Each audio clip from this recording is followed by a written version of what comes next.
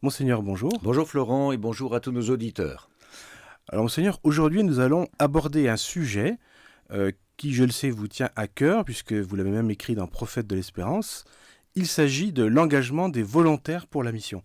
Alors, pour être tout à fait transparent avec nos auditeurs, je ne suis pas neutre, puisque je suis moi-même engagé comme volontaire pour la mission, mais je tenais quand même à évoquer ce thème. Et d'abord, j'ai envie de vous poser une question simple. D'où vient l'idée ?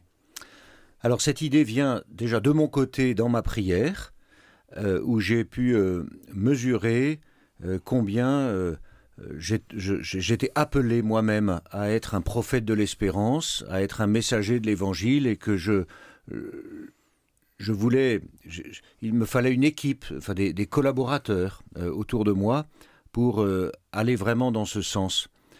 Je me référais aussi à mon passé scout, par exemple, parce que la vie d'un scout dans la pédagogie est marquée par toutes sortes d'engagements successifs et renouvelables qui permettent aussi de se donner un objectif et de progresser. Et puis aussi, du côté du diocèse, eh bien, c'était l'expression dans la fameuse grande enquête consultation que nous avions déployée en 2018, et les forums qui ont suivi dans les espaces missionnaires, où j'ai pu recueillir l'idée qu'effectivement, il serait bon de marquer la vie de nos paroisses ou de nos établissements d'enseignement catholique par des temps missionnaires ponctuels un peu forts. Mais voyant aussi les forces disponibles dans la vie du diocèse de Châlons, j'ai estimé qu'il ne nous était pas possible dans la situation actuelle d'avoir une équipe missionnaire permanente. Et donc plutôt d'essayer de faire appel à un vivier de personnes, de fidèles du diocèse, un vivier de missionnaires auxquels nous pourrions faire appel pour des événements ponctuels dans la vie des paroisses ou des établissements scolaires. Alors, je vais peut-être un petit peu dériver, mais si on va chez les Assomptionnistes à Paris, on voit dans leur couloir des tableaux, des peintures qui représentent une vie de Jésus et qui étaient utilisées il y a plusieurs siècles pour les missions dans les campagnes. La mission, dans les paroisses notamment, c'est quelque chose qui est quand même très profondément ancré dans la vie de l'Église. Oui, il y a toute une histoire et une tradition des missions. Des congrégations religieuses étaient vraiment devenues aussi des spécialistes de ces actions, et ils intervenaient, ils arrivaient de l'extérieur, telle ou telle paroisse ou diocèse faisait appel à des religieux qui, pendant un temps déterminé, eh bien, déployaient toutes sortes d'activités, de rencontres, de prédications pour aider chacun à vivre une sorte de renouveau dans la foi. Hein. La mission, lorsqu'on évoque ce terme, organiser une mission, il ne s'agit pas d'aller enquiquiner tout le monde et de faire du prosélytisme.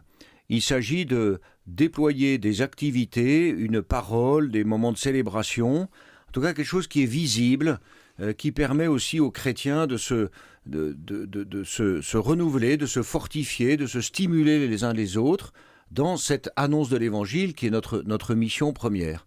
Donc, effectivement, ce n'est pas nouveau, mais nous éprouvons bien, dans la situation actuelle, marquée par une grande sécularisation, une paganisation, pourrions-nous dire, et puis des communautés chrétiennes qui sont plus réduites qu'elles ne le furent il y a encore 20 ou 30 ans, eh bien la nécessité pour nous, et en écho à l'appel du pape François dans son exhortation La joie de l'Évangile en 2013, eh bien de sortir.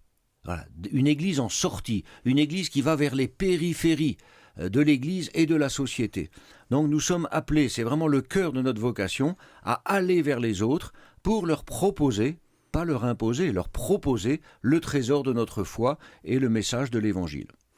Alors, l'Amérique latine nous a donné un pape, vous venez de le citer, elle nous a donné aussi les rencontres d'Aparecida, des rencontres entre évêques continentales, qui ont forgé cette notion qui est présente dans le Prophète de l'Espérance, de disciples missionnaires. Alors, disciples, on était un peu habitués, je dirais peut-être même de manière égoïste, je n'ai qu'une âme qu'il faut sauver, on vit une bonne vie chrétienne, on va à la messe, on reçoit les sacrements, mais missionnaire, est-ce que c'est un complément, un plus, une option, est-ce que c'est obligatoire ? L'Église est par nature missionnaire. Donc le chrétien reçoit cette vocation. Et probablement que si nous regardons notre histoire, l'histoire récente de l'Église, eh bien on peut repérer effectivement que peut-être on se cantonnait davantage dans la dimension du disciple. Alors c'est très bien. C'est très bien que chacun cultive sa relation avec le Seigneur, que chacun enracine sa vie dans la prière, dans la célébration des sacrements, cherche à être un bon chrétien, fidèle à l'Évangile, etc. Mais le chrétien est envoyé, comme les apôtres. Le chrétien est envoyé dans le monde pour annoncer l'Évangile. C'est vraiment le commandement de Jésus aux apôtres. Allez dans le monde entier, de toutes les nations, faites des disciples, baptisez, apprenez-leur les commandements que je vous ai donnés.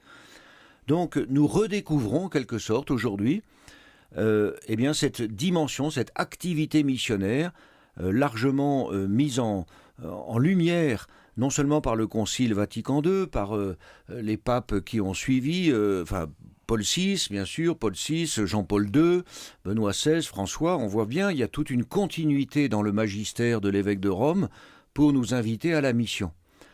Alors, sous des modes très différents. Et chaque époque, et dans chaque lieu, on va inventer des moyens particuliers pour ainsi aller à la rencontre des autres et leur annoncer l'Évangile. Mais je crois qu'il y a vraiment cette redécouverte à vivre, et c'est ce que j'ai voulu proposer dans le diocèse en invitant des gens, des fidèles, à devenir volontaires pour la mission. Alors vous avez aussi initié un certain nombre de missions depuis votre présence dans le diocèse. Je crois qu'une des premières, c'est certainement Gaudete, qui était dans le territoire de la Brie. Qu'est-ce que vous-même vous avez retenu de ces expériences où, entre autres, vous avez tiré les sonnettes ? Oui, nous avons tiré quelques sonnettes. J'en ai retenu de très belles rencontres. J'en ai retenu aussi le fait qu'existent, bien sûr, dans notre société, autour de nous, des personnes qui ne veulent pas entendre parler de l'Évangile, ou que dès qu'ils voient quelqu'un qui représente l'Église ou les chrétiens, eh bien la porte se referme. Ça fait partie aussi du contexte dans lequel nous vivons. J'ai fait l'expérience d'une immense joie. Gaudete d'ailleurs, c'est vraiment réjouissez-vous. Donc une immense joie partagée, non seulement par les missionnaires, ceux qui participaient à cette action que nous avions faite il y a quelques années, mais aussi par les gens qui nous recevaient, par les paroisses qui nous accueillaient, parce que nous étions de passage en vélo depuis Cézanne jusqu'à Châlons et Lépine. En tout cas, c'est cette joie partagée, comme on le dit d'ailleurs sur les ondes de RCF, mais il me semble que un jeune me l'avait bien dit à l'issue de cette mission, un jeune qui avait 16 ans à l'époque, il m'avait dit avoir découvert que celui qui participe à la mission est le premier évangélisé. C'est-à-dire que le fait de se lancer dans cette parole, dans cette annonce de l'Évangile, va contribuer à fortifier, à convertir le cœur du chrétien. Et donc les volontaires pour la mission qui viennent de s'engager, samedi dernier, on pourra faire appel à eux pour des actions ponctuelles, et ils feront l'expérience, mais ils l'ont déjà faite, que participer à une mission vient réveiller, vient nourrir le cœur missionnaire et le désir vraiment d'aller partager le trésor de la foi. Parce qu'on mesure de façon concrète dans les rencontres, on mesure le bienfait que l'Évangile apporte à quelqu'un. C'est une parole de salut, c'est une parole de guérison, une parole de fraternité, une parole de paix. Et voilà qui donne du sens à la vie des gens aujourd'hui vers lesquels nous allons. Alors je pourrais en disant ça paraphraser plusieurs grands personnages bibliques, mais j'ai peur, je ne sais pas parler, je ne suis pas formé, est-ce que je peux quand même m'engager ? Oui, bien sûr. Bien sûr, parce que s'engager dans la mission, c'est vraiment un élan du cœur, c'est répondre à un appel. Ensuite, si on répond à l'appel en disant je veux, je me rends disponible, me voici Seigneur, eh bien nous allons nous former ensemble. Nous allons prendre le temps de réfléchir, d'approfondir le cœur de la foi pour être capable de mettre quelques mots, pour voir comment on approche quelqu'un qu'on ne connaît pas et comment on peut lui parler aussi, lui partager le trésor de notre foi. Donc, tous les prophètes dans l'Ancien Testament, enfin beaucoup, on le trouve d'ailleurs dans les livres bibliques, ont éprouvé ce moment de recul. Beaucoup de saints aussi le disent. Moi-même, je peux le dire sans être un saint, mais je peux dire combien j'ai pu éprouver des moments de recul au moment de répondre à tel ou tel appel. Forcément. Est-ce que je vais être capable? Est-ce que je vais m'en tirer? Est-ce que la mission qu'on me confie n'est pas trop grande pour moi? Bon. Eh bien, c'est une action communautaire que nous vivons. On n'y va pas chacun de son côté comme ça à l'aventure.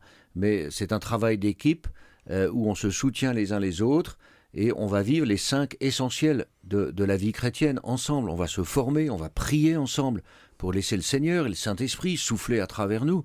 On va vivre en frères et sœurs pendant quelques jours de la mission. On va aller à la rencontre des plus pauvres. Et là, l'évangélisation par l'action, eh bien, elle nous fortifie beaucoup et elle ouvre notre cœur, elle le dilate grandement.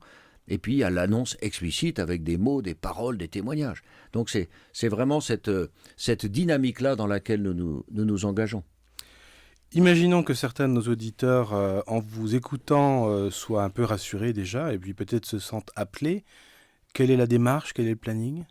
Alors, je suis tout disposé à recevoir un courrier de la part de ceux qui sont volontaires pour la mission, qui voudraient s'engager en octobre prochain, au moment de la fête de Saint-Mémy, premier évangélisateur de notre région.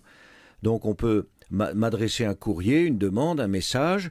On peut aussi contacter le diocèse par le biais du site internet pour exprimer cet élan, ce désir de répondre à l'appel. Et puis ensuite, eh bien, les contacts se prennent et on peut faire appel aux uns et aux autres. Pourquoi pas déjà une sorte de stage lors d'une mission qui interviendra au mois de mars, au mois de mai, dans telle ou telle école ou paroisse. Il y a déjà un programme qui est en train de se faire.